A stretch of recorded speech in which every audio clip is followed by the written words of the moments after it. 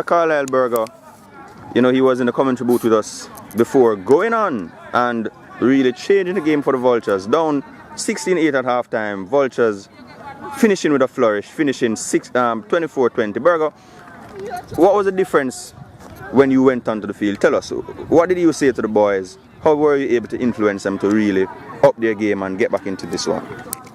As I said earlier on, we just had to finish our sets. And I said to the guys, we need to keep our composure, play the sets out, make sure that we minimize on the mistakes.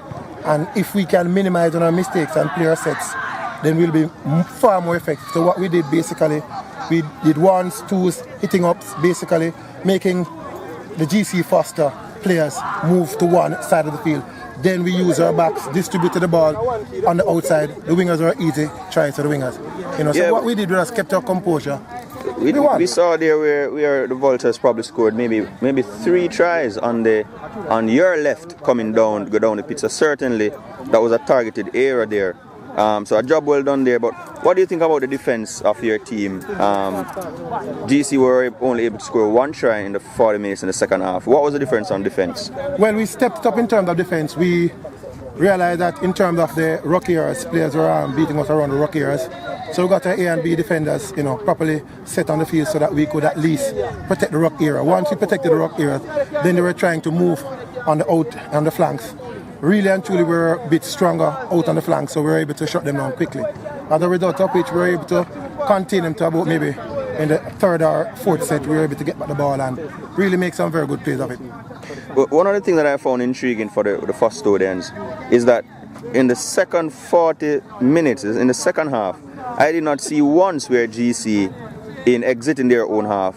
I did not see where they actually got to a kick. Yeah, I did not see where they got to tackle 4 or 5 and clear the ball.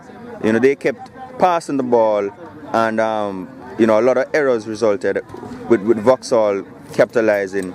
I mean, do you think the GC Foster players were overconfident in terms of, you know, I mean, they thought they had it in the bag, and so they kind of moved away from basic rugby league and were trying to do too much too early?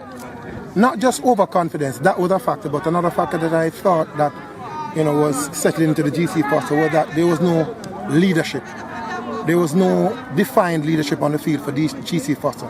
Someone who actually, you know, you could hear their voice being dominant on the field, you know, actually guiding the players. So as a result of which, players were taking it on themselves, you know, doing their own little thing instead of actually synchronizing as a team. You know, when it comes to our team, you know, as a senior player, I was able to say to guys, you know, we need to do X, Y, or Z. Guys were able to listen, being, you know, seen a little bit more mature in the game. Guys were listening. As a result of that, we got a little bit more cohesiveness in terms of how we were moving the ball and how we were carrying out our set plays. I definitely agree there, Berger. When you watch this tape, one of the things you'll hear me saying over and over again is the inexperience of the first students is showing.